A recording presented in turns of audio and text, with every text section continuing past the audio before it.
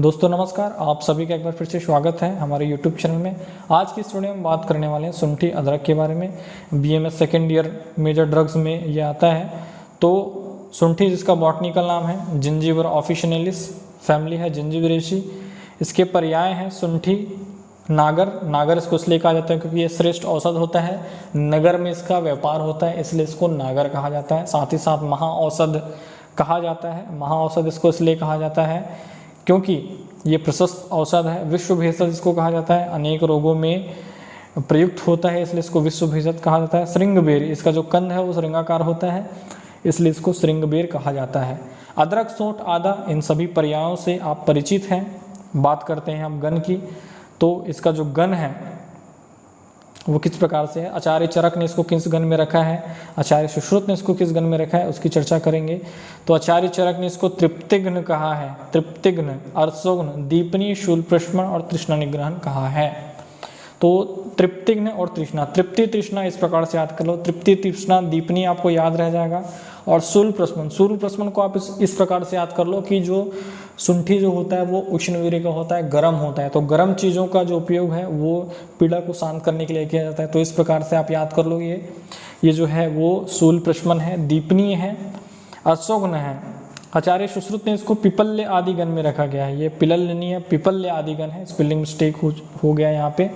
इसको त्रिकटु गण में रखे हैं। साथ ही साथ आचार्य भावप्रकाश ने इसको पंचकोल और सदूषण गण में रखे हैं। अब बात करते हैं स्वरूप की। तो इसका स्वरूप जो होता है कुछ इस प्रकार से होता है। इसका पत्रमय कांड होता है, जैसे कि आप देख रहे हो ये पत्रमय कांड है। और ये जो है वो ये जो आर्द्र है वो अदरक है और शुष्क जो है वो शुंठी है। इस प्रकार से इसका स्वरूप होता है। अब आगे चर्चा करते हैं उत्पत्ति स्थान की। तो ये उष्ण व आर्द्र प्रदेशों में विशेषता केरल, बंगाल, उड़ीसा, कर्नाटक में उत्पन्न होता है।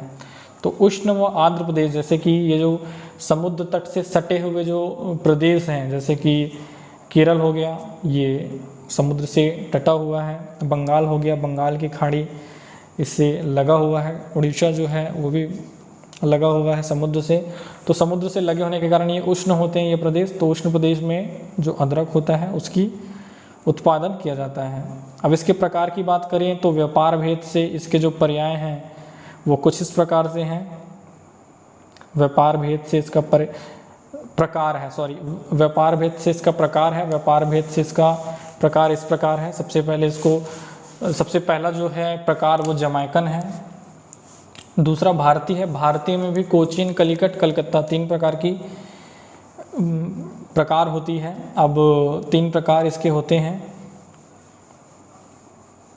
अब बात करते हैं इसके प्रकार के बारे में। व्यापार भेद से इसके प्रकार देखते हैं तो इसके 4 प्रकार होता है। सबसे पहला है वो जमैकन है। दूसरा है भारतीय। भारतीय में भी कोचीन, कलिकट, कलकत्ता होता है। उसके बाद चीनी और अफ्रीकी और चीनी, इसके 4 प्रकार होते हैं।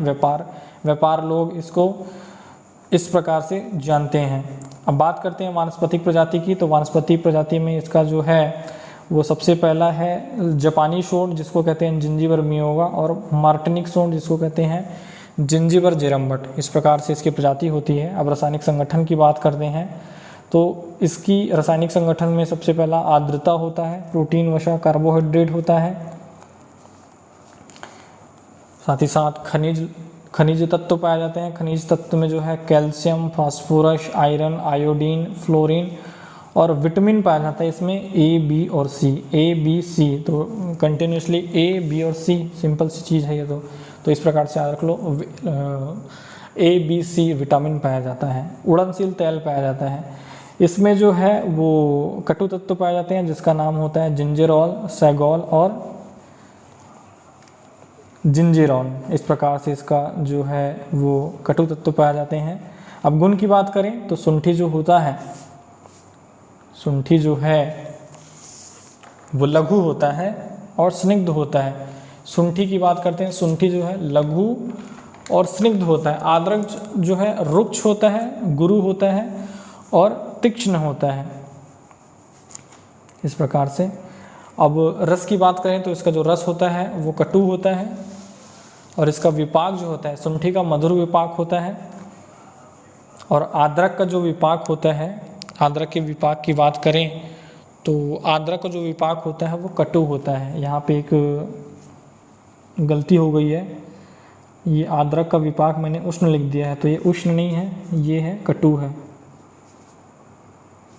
कटु विपाक होता है। तो इस प्रकार से कटु विपाक होता है। इसका वीर्य हमने मेंशन नहीं किया है, इसका जो वीर्य होता है वो उष्ण वीर्य होता है।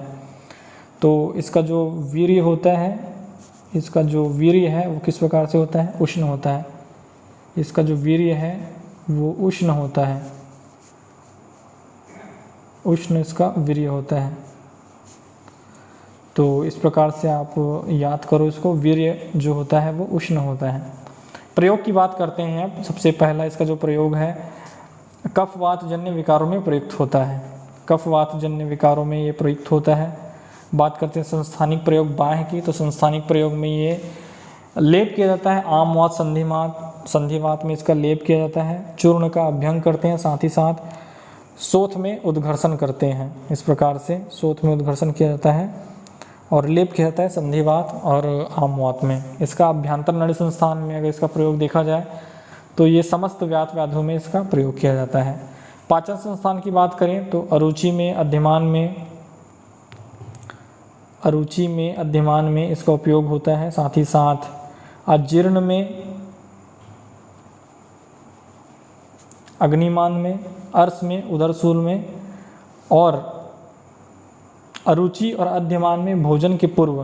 तो देखिए ये स्पेशल जो पॉइंट है उसको देख लेते हैं। अरुचि और अध्यमान में भोजन से पूर्व अदरक और नमक खाने का विधान है।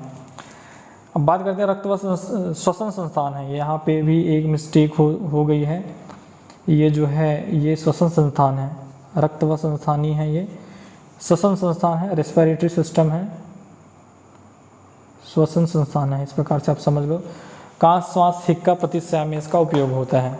प्रजनन संस्थान की बात करते हैं। प्रजनन संस्थान में ये वाजीकरण योगों में शुंठी का योग होता है। वाजीकरण जो है वृक्ष भी बोल सकते हैं हम वाजीकरण को। तो शुक्र स्तंभन का कार्य करता है, इसको हम वाजीकरण कहते हैं। रेचन का कार्य करता है शुक्र रेचन।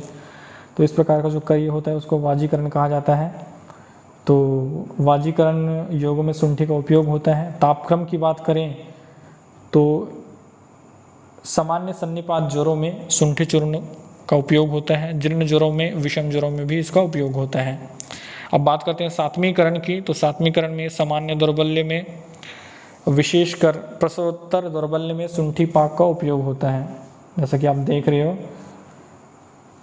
इस प्रकार से सात्मीकरण इसका होता है। इससे पेट ठीक होता है, पेट ठीक होता है, वात विकार नष्ट होता है, शोथ दूर होता है, बल वृद्धि होती है, आमवात की उत्तम औषधि है।